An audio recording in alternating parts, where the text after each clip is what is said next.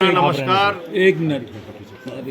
पूरा देश इस वक्त गैस की किल्लत से जूझ रहा है। पूरा देश इस वक्त गैस के संकट के कारण लाइनों में खड़ा हो गया है। मूर्छित होकर लोग गिर रहे हैं इस धूप में। और आज मैंने आगरा की एक खबर पढ़ी कि एक बुजुर्ग व्यक्ति की गैस सिलेंडर के लाइन में खड़े हुए मौत हो गई। इस हालत में देश पहुंच चुका है। तमाम होटल्स बेंगलोर में, चेन्नई में, मुंबई में बंद हो रहे हैं।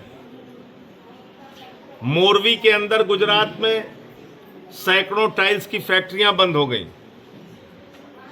जहां पे बच्चे रहते हैं उन हॉस्टल्स के अंदर कैंटीन बंद हो गई। दिल्ली के अंदर हाई कोर्ट की कैंटीन बंद हो गई। एक गहरा संकट देश के अंदर गैस का पैदा हो गया। लेकिन बहुत ही शर्म की बात है कि नरेंद्र मोदी जी कह रहे हैं देश में कोई संकट नहीं है। उनके मंत्री हरदीप पुरी संसद में कह रहे हैं कोई संकट नहीं है। लेकिन ये संकट प्रायोजित संकट है। ये संकट आया नहीं है, लाया गया है। और ये बात मैं क्यों कह रहा हूं, ये देश की जनता को आपके माध्यम से पता होना चाहिए। लोगों को नहीं मालूम था, हमको आपको भी नहीं मालूम था। मैंने भी रिसर्च किया तो पता चला। लेकिन प्रधानमंत्री को मालूम था, इस देश के विदेश मंत्री को मालूम था, इस देश के पेट्रोलियम मंत्री को मालूम था कि हार्मोज का समुद्री मार्ग, जो ईरान का समुद्री मार्ग है, जिस समुद्री मार्ग का लगभग 60 से 70% हिस्सा ईरान में आता है, उसी हार्मोज समुद्री मार्ग से भारत का 60% कच्चा तेल आता था। जी हां, 60% कच्चा तेल उसी समुद्री मार्ग से आता था। और उसी समुद्री मार्ग से 50% गैस आती थी। यह बात मोदी जी को पता थी, यह बात विदेश मंत्री को पता थी, यह बात पेट्रोलियम मंत्री को पता थी। तो फिर आपने ईरान से रिश्ते क्यों अपने गड़बड़ किए? ईरान से तो आपके कोई बुरे रिश्ते नहीं थे। और मैं मीडिया वालों की जानकारी के लिए बता दूं कि भारत के प्रधानमंत्री ने जब ईरान की यात्रा की थी तो उन्होंने एक भाषण दिया था, बड़ा ऐतिहासिक भाषण था वो। उन्होंने कहा था ईरान और भारत की दोस्ती इतिहास से भी ज्यादा पुरानी है। यानी जितना इतिहास पुराना हो सकता है उससे ज्यादा ईरान और भारत की दोस्ती पुरानी है। ये मैंने नहीं, प्रधानमंत्री नरेंद्र मोदी ने कहा था। 2024 में जब ईरान के राष्ट्रपति की मौत हुई हेलीकॉप्टर की दुर्घटना में, प्रधानमंत्री ने राष्ट्रीय शोक घोषित किया पूरे हिंदुस्तान में। और देश की संसद के अंदर शोक प्रस्ताव पारित किया गया ईरान के राष्ट्रपति की मौत पे। और अब आपने उस ईरान से जानबूझ के रिश्ते बिगाड़ लिए। आपने युद्ध के 2 दिन पहले इजराइल की यात्रा कर दी। फर्जी आपने वहां पे एक मेडल गले में पहन लिया। और वो मेडल पहनने के बाद आपने देश के करोड़ों लोगों के हितों को गिरवी रख दिया। अमेरिका और ट्रंप के हाथों में, इजराइल के हाथों में आपने गिरवी रख दिया। आप खामेनेई की हत्या पे नहीं बोले। आप 160 बच्चियों की, स्कूलों की बच्चियों की मौत पे नहीं बोले। आपका मेहमान जो ईरानी नौसेना का जहाज हिंदुस्तान आया था, वापस जा रहा था, रास्ते में उसको अमेरिका ने मार दिया श्रीलंका के बॉर्डर पे। और आप उस पर भी नहीं बोले। आपका मेहमान मार दिया गया, आप नहीं बोले। और पहले दिन से मैं क्या कह रहा था कि ईरान से बात करो, ईरान से बात करो, भारत संकट में आ जाएगा, ईरान से बात करो। केजरीवाल साहब ने कहा ईरान से बात करो, भारत संकट में आ जाएगा। तो हमसे कहते थे अंधभक्त लोग, अरे संजय सिंह को क्या विदेश नीति आती है?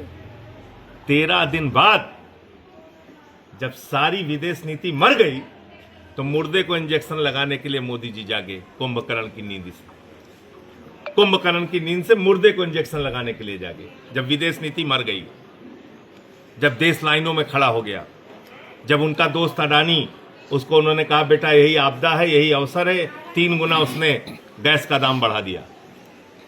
तब उन्होंने ईरान के राष्ट्रपति से बात की। पहले क्यों नहीं बात की? रिश्ते क्यों बिगाड़े आपने? देश को क्यों संकट में डाला आपने? और आप क्या कहते हैं?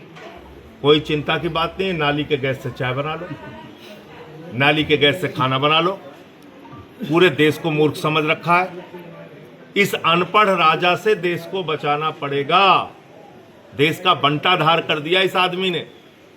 यही वो व्यक्ति है जिन्होंने कहा था ताली थाली बजाओ कोरोना ठीक हो जाएगा, दवा खाने की जरूरत नहीं है, दिया जलाओ कोरोना ठीक। पूरे देश को मूर्ख बना रखा है और इसीलिए मैंने ये प्रदर्शन आप लोगों के सामने किया कि ये देखिए आप, यहाँ पे गैस भी है, चूल्हा गैस का, पाइप है और ये नाली, ये देख लीजिए नाली भी है और ये पाइप भी लगी हुई है। नहीं आ रहा इसमें गैस, हमारा चूल्हा नहीं जल रहा है।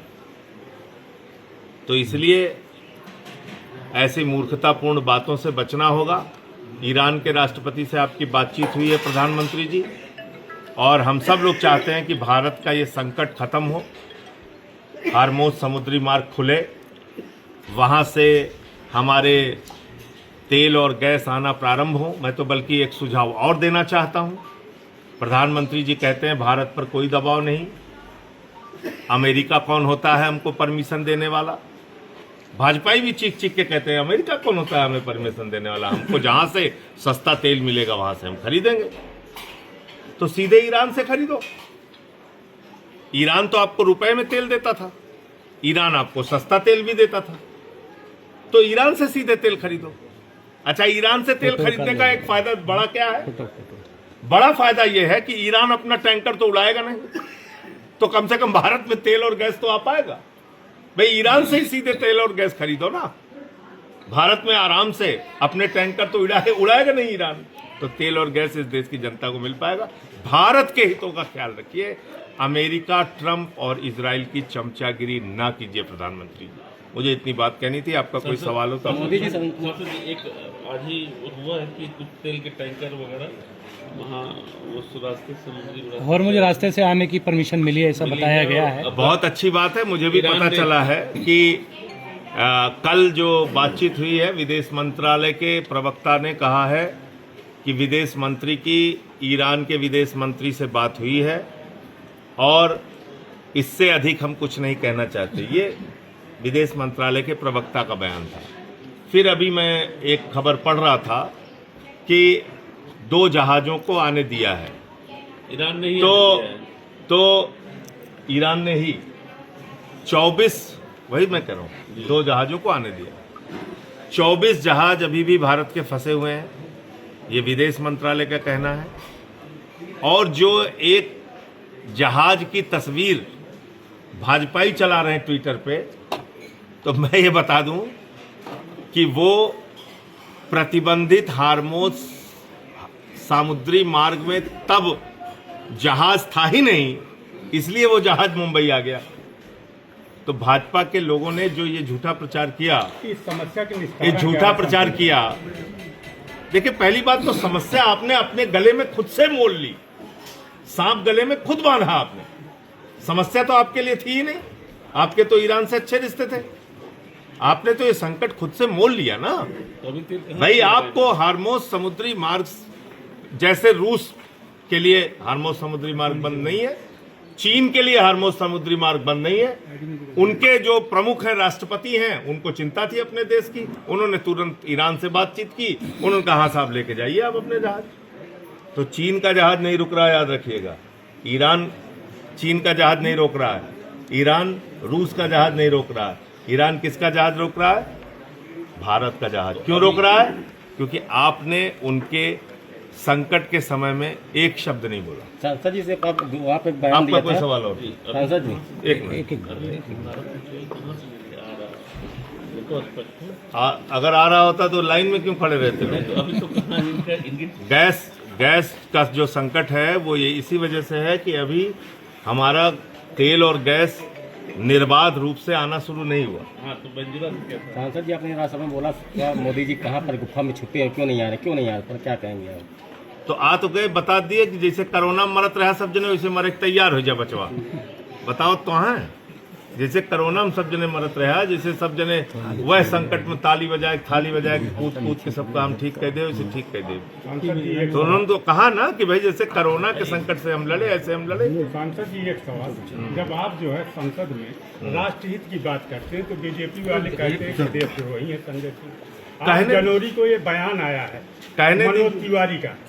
अरे उनका कहा जाए, देखिए ऐसा है, जो भी देश की बात करेगा, जो भी लोगों की बात करेगा, जो भी मुद्दों की बात करेगा, वो इनके निगाह में देशद्रोही है। सोनम वांगचुक जैसा वैज्ञानिक देशद्रोही है इनकी निगाह में।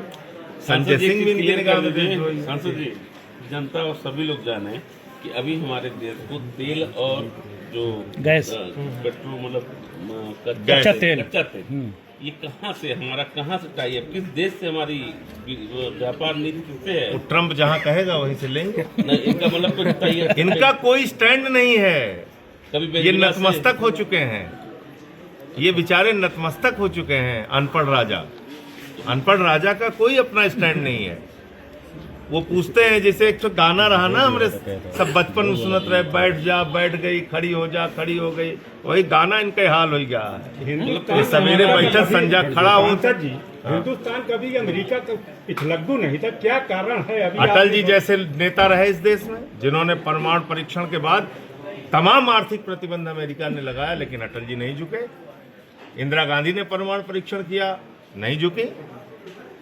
बांग्लादेश जब अलग हुआ, बांग्लादेश की आज़ादी के लिए जब भारत की सरकार ने उस समय मदद किया, तो अमेरिका हमारे खिलाफ था। उसने बहुत उल्टा सीधा कोशिश, दबाव बनाने की कोशिश किया, नहीं झुका। हमारी सरकार नहीं झुकी। अब तक के इतिहास में सबसे दब्बू, डरपोक और पिछलग्गू प्रधानमंत्री नरेंद्र मोदी साबित हुए। सांसद जी, भी 2 दिन पहले आपने 60,000 कितना लीटर आपने बताया बांग्लादेश को देने की बात बताइए आप, बांग्लादेश को इन्होंने 60 लाख लीटर डीजल भेजा है इस क्राइसिस में, इस क्राइसिस में भैया।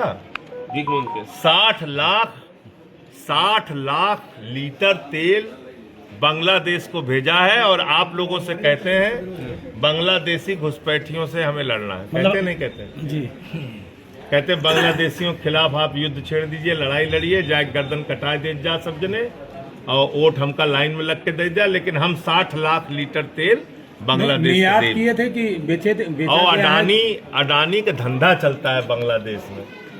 मतलब आपदा में हिम्मत अवसर, नान बोले का जान ले। आपदा में अवसर तलाश कर रहे हैं। आपदा में अवसर, इस आपदा में 3 गुना गैस का दाम बढ़ा दिया अडानी ने। अडनिया कहें तो अपन काम कर, कोनो चिंता की बात ना है ना।